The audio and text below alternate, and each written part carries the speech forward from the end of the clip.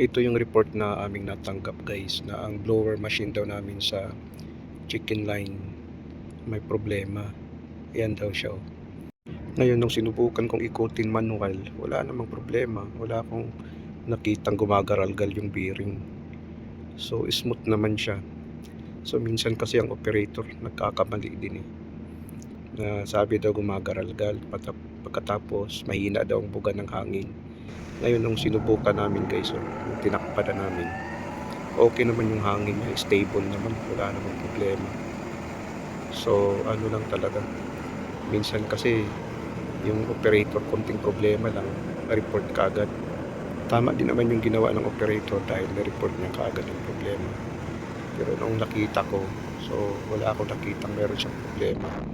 So malamang siguro yung lock lang niya, baka hindi na lock ng maayos. Mayroon kasing lock yan sa hangin, pati sa exhaust at saka sa yung pagbuga ng hangin. Yun kasi yung pahigop at saka pagbuga ng hangin, mayroon kasi yung lock.